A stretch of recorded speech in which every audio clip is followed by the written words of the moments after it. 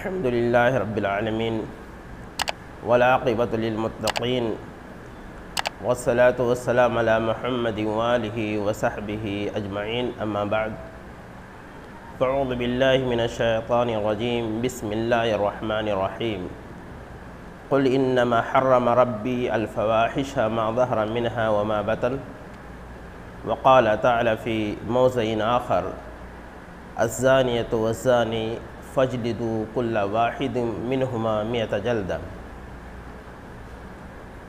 हज़रात गिरामी, आज की इस नशिस्त में शर्म व हया के ताल्लुक़ से चंद बातें आपके गोशे गुज़ार करना चाहते हैं। हज़रात, हमारे मुल्क हिंदुस्तान में चंद अय्याम क़ब्ल महाराष्ट्र में एक 4 साला और 6 साला बच्ची को और कलकत्ता में एक लेडी डॉक्टर को जिस तरह जिनसी तशद्दुद का शिकार बनाया गया और फिर उसको बहीमाना तरीक़े से कत्ल किया गया, इस ख़बर ने हिंदुस्तान के लोगों को दिलों को झिझोड़ करके रख दिया कि औरतों पर होने वाले मज़ालिम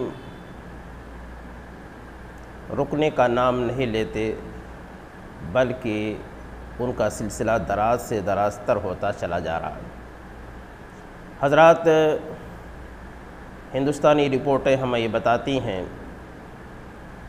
कि 4.5 लाख से ज़ायद वाक़यात और हादसात औरतों के साथ पेश आए हैं।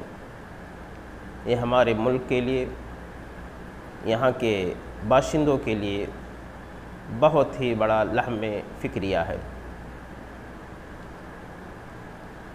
लेकिन इसका सबसे बड़ा रीज़न, इसका सबसे बड़ा सबब एक तो मगरिब का वो नारा है कि माई बॉडी माई चॉइस, यानी मेरा जिस्म मेरी मर्ज़ी।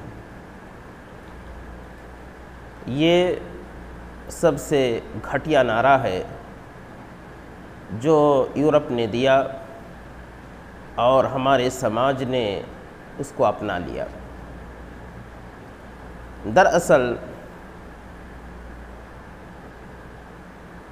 होना तो ये चाहिए कि मेरा जिस्म मेरे अल्लाह की मर्ज़ी। मेरे रब ने हुक्म दिया अपने जिस्म को छुपाने का, हम अपने जिस्म को छुपा करके चलेंगे। मेरा माल मेरे रब की मर्ज़ी, मेरे रब ने जहाँ हुक्म दिया ख़र्च करने का वहाँ हम ख़र्च करेंगे। गर्ज़ ये कि हमारा कोई चॉइस नहीं, हमारी कोई पसंद नहीं, बल्कि हमारे रब की पसंद हमारी पसंद पर गालिब। तो जो बेहयाई का सैलाब उमड़ पड़ा है, उसमें जहाँ पर दीगर और असबाब वसाइल हैं, वहीं पर ये बेहिजाबी, उरियानियत, बेपर्दगी का भी बहुत बड़ा अमल दखल है। उसी से मिलती जुलती चीज़ शर्म व हया का हमारे समाज और माशरे से उठ जाना है। इस्लामी भाइयों और दोस्तों, शर्म व हया, ये हया एक अरबी लफ्ज़ है जो हयात से बना है, जिसका माना होता है ज़िंदगी। गोया कि जिस शख्स के अंदर, मर्द और ख़वातीन में से अगर शर्म निकल जाए, हया निकल जाए, तो ज़िंदा नहीं बल्कि मुर्दा है। इस्लाम ने शर्म व हया को बहुत ज़्यादा अहमियत दी है ताकि समाज और माशरे का हर इंसान जब उसके अंदर शर्म व हया पाया जाए, जब उसके अंदर हया की सिफत आ जाए तो समाज और माशरे के अंदर खैर और भलाई होगी और समाज और माशरे के अंदर अमन और शांति होगी। समाज और माशरे का हर इंसान अपनी इज़्ज़त व आबरू को महफूज समझेगा। एक बार रसूल अकरम सल्लल्लाहु अलैहि वसल्लम ने अपने एक अंसारी सहाबी को देखा कि वो अपने भाई को नसीहत कर रहे हैं ज़्यादा शर्म करने की बुनियाद पर। तो अल्लाह के हबीब सल्लल्लाहु अलैहि वसल्लम ने कहा कि रहने दो, अल हया मिनल ईमान, ये शर्म हया ये ईमान का हिस्सा है। इसी तरीके से एक दूसरी रिवायत में अल्लाह के हबीब सल्लल्लाहु अलैहि वसल्लम ने इरशाद फरमाया, अल हया ला याती इल्ला बिखैर, शर्म व हया से इंसान की ज़िंदगी में भलाई आती है। पता ये चला कि जितना इंसान के अंदर शर्म व हया की सिफत पाई जाएगी उतना ही इंसान के अंदर खैर और भलाई के जज्बात पाए जाएंगे। इसीलिए अल्लाह के रसूल सल्लल्लाहु अलैहि वसल्लम ने फरमाया कि शर्म व हया इंसान को जन्नत में ले जाने वाली चीज़ है। अल हया मिनल ईमान वल ईमान फिल जन्ना। और एक इंसान जिसके अंदर शर्म पाई जाती है, हया की सिफत पाई जाती है, उसका कौल और फ़ेल भी बड़ा महबूब रहता है, लोगों की निगाहों में बड़ा पसंदीदा होता है। और यही नहीं बल्कि रब भी ऐसे लोगों के कौल व फ़ेल को बहुत पसंद करते हैं। चुनाचे हज़रत शुएब अलैहिस्सलाम की बेटियों के तज़किरे में एक बात आती है कि हज़रत शुएब अलैहिस्सलाम की बेटियां जब बकरियों को चराने के बाद पानी पिलाने के लिए कुएं पर जाती हैं तो बेटियां दूर खड़ी होती हैं। हज़रत मूसा अलैहिस्सलाम पहुँचते हैं, पूछते हैं बात क्या है, आप लोग इतनी दूर क्यों खड़ी हैं।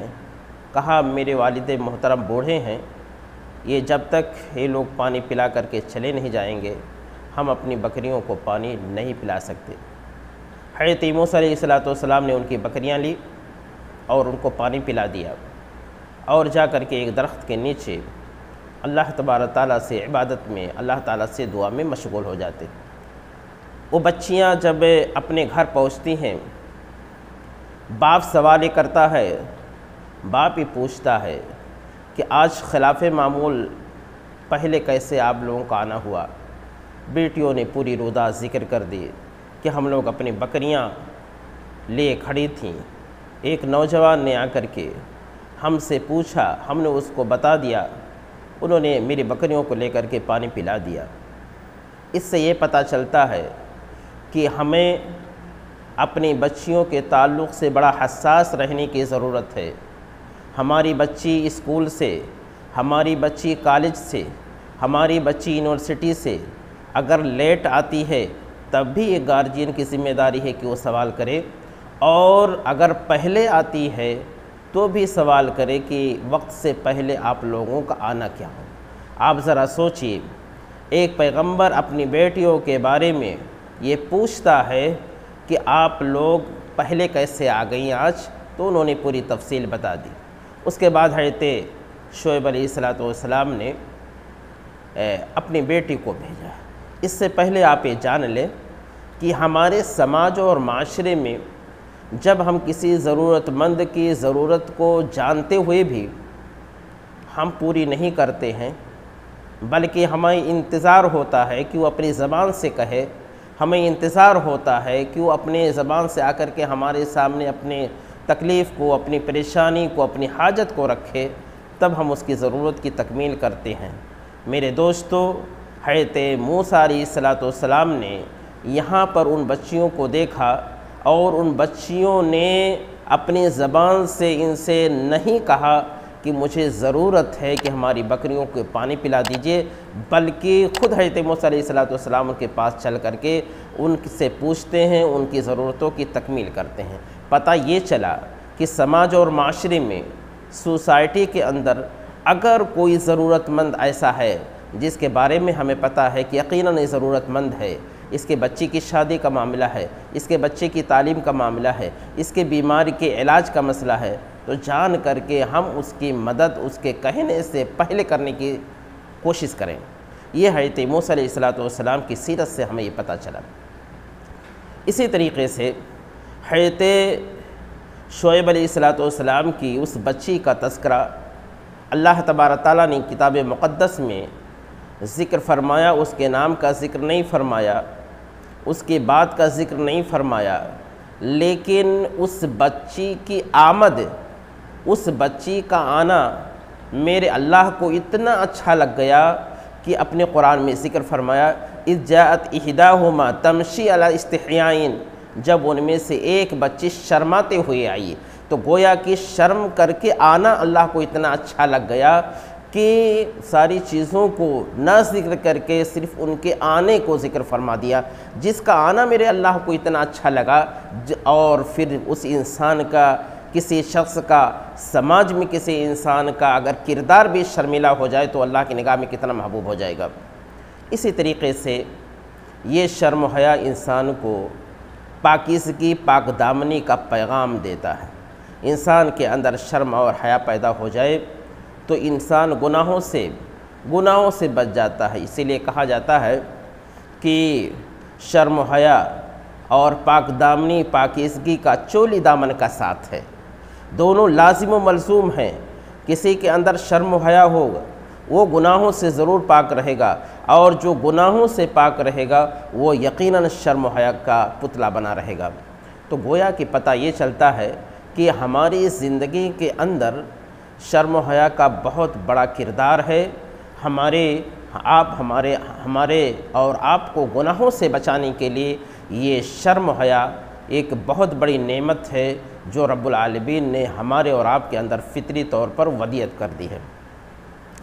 एक इंसान अगर पाकदामनी की ज़िंदगी गुजारता है तो अल्लाह तबारक तआला ने उसके बारे में फ़रमाया है, वल हाफ़िज़ीन फ़ुरूजहुम वल हाफ़िज़ात वज़्ज़ाकिरीन अल्लाह कसीरन वज़्ज़ाकिरात, जो अपने शर्मगाहों की हिफाजत करते हैं मर्द और औरतें, और अल्लाह का याद करते हैं मर्द या औरतें, उनके लिए अल्लाह तबारक तआला ने दो इनाम तैयार कर रखे हैं। आद्दा लहुम मग़फ़िरतन व अजरन अज़ीमा, ऐसे मर्द और ख़वातीन के लिए अल्लाह तबारक तआला ने दो इनामात तैयार कर रखे हैं। एक ये है कि दुनिया में रहमतें होंगी और बरकतें होंगी, और आखिरत में भी वो इंसान अल्लाह की नेमतों का मुस्तहिक़ होगा। दूसरा इनाम क्या होगा, अल्लाह तबारक तआला उसके गुनाहों को बख्श देंगे। जो गलतियाँ, भूल चूक इंसान की ज़िंदगी में होती है, अल्लाह तबारक तआला उन गलतियों को भी बख्श देंगे। इसे पाकदामनी और पाकीज़गी की बुनियाद पर पता ये चला मेरे दोस्तों कि अगर कोई इंसान अपनी ज़िंदगी में पाकदामनी की ज़िंदगी गुजारता है तो उसकी सिले में उसके जज़ा के तौर पर अल्लाह तबारक तआला उसके दूसरे गुनाहों को भी मिटा देगा और दूसरे गुनाहों को मिटा देता है। इसी तरीके से एक बार अल्लाह के रसूल सल्लल्लाहु अलैहि वसल्लम ने कुरैश के नौजवानों को ख़िताब करके कहा कि अय कुरैश के नौजवानों, तुम ज़नाकारी से बचे रहो। और फिर फरमाया, जो अपने आप को हिफाजत कर ले, जो अपने शर्मगाह की हिफाजत कर ले, अला मन हफ़िज़ा फ़लहुल जन्ना, जिस शख्स ने हिफाजत की उसके लिए अल्लाह तबारक तआला ने जन्नत का वादा किया है। ऐसे शख्स के लिए कहा, या शबाबा कुरैश ला तज़नु अला मन हफ़िज़ फ़रजहु फ़लहुल जन्ना, अय कुरैश के नौजवानों, तुम ज़नाकारी, बदकारी, सियाहकारी से बच जाओ, और जो शख्स बचा रहेगा अल्लाह तबारक तआला उसको जन्नत सिले और इनाम के तौर पर देंगे। इसी तरीके से इंसान की ज़िंदगी के अंदर अगर पाकदामनी है तो अल्लाह तबारक तआला दुनिया में भी इनामात से नवाजते हैं।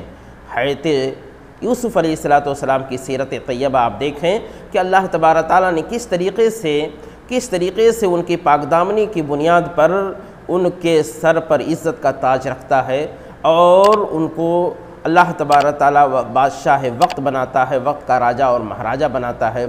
और बहुत मशहूर रिवायत है जिसको आप लोगों ने बारहा सुना होगा कि बनी इसराइल के 3 लोग सफ़र में निकलते हैं, बारिश होती है, गार के अंदर छुप जाते हैं।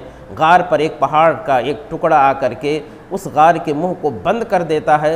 उस वक्त वो सारे के सारे लोग परेशान होते हैं कि अब हमारी ज़िंदगी बच नहीं सकती है। उस मौके पर तीनों ने अपने तौर पर दुआ की, लेकिन उसमें एक ऐसा नौजवान था जिसने इस गुनाह को छोड़ा था, जिसने ज़िनाकारी को छोड़ा था, जिसने बदकारी को छोड़ा था, जिसने सियाहकारी को छोड़ा था। अल्लाह तबारक ताला को खुश करने के लिए वो ये कहता है, रब अगर मैंने तेरी रज़ा के लिए ये चीज़ छोड़ी थी तो तू मुझे बख्श दे, तू मुझे आज हमारे इस परेशानी को तो दूर फरमा दे। इससे ये पता चलता है मेरे दोस्तों कि हमें भी अपनी ज़िंदगी के अंदर कुछ ऐसे नेकियां करके सेव रखना चाहिए कि जब कोई आफत आए, कोई मुसीबत आए, हमारी जान पर, हमारी इज़्ज़त पर, हमारे माल पर, हमारी दुकान पर, हमारे मकान पर जब कोई मुसीबत आए तो उन नेकियों का सहारा लेकर के रब से फरियाद कर सकें कि अल्लाह अगर ये फ़लान नेकी हमने तन्हाई में तेरी रज़ा के लिए की थी तो आज इस मुसीबत, आज हमारे घर पर जो मुसीबत आई है, आज जो हमारे दुकान पर जो मुसीबत आई है, आज जो मेरे बच्चे और बच्ची के ऊपर जो मुसीबत आई है, बारे इलाहा तो अपने ख़ास रहम करम से इस मुसीबत को टाल दे। यानी गोया कि कुछ नेकियां हमें अपनी ज़िंदगी में सेव रखना चाहिए। ये बनी इसराइल के इन 3 लोगों के वाक़े से हमें इस बात का इल्म होता है। इसी तरीक़े से मेरे दोस्तों, पाकदामनी की ज़िंदगी काटने वाले इंसान के बारे में अल्लाह तबारक तआला कल क़यामत के दिन फ़रिश्तों को कहेगा कि मेरे फ़रिश्तों जाओ उस नौजवान को तलाश करके लाओ जिसको बड़ी हसीन व जमील औरत ने गुनाह की दावत दी थी, लेकिन उसने वो जुमला, प्यारा सा जुमला कहा था, इन्नी अख़ाफ़ुल्लाह, मैं अल्लाह से डरता हूँ। आज नौजवानों को सिर्फ़ इस एक हदीस की बुनियाद पर अगर वो अपने आप को गुनाहों से बचा लेते हैं, सिकंडों की लज्जत, आर्जी ये लज्जत, अगर इन तमाम चीज़ों को कंट्रोल कर लेते हैं तो उसके सिले में कल अल्लाह तबारक तआला अर्श के नीचे उनको साया देगा। जिस दिन हज़रत आदम से लेकर के क़यामत तक आने वाले इंसान परेशान होंगे, उस दिन उस नौजवान की परेशानी रब इस गुनाह सियाहकारी से बचने की वजह से अल्लाह तबारक तआला उसको ये सिला और इनाम देंगे।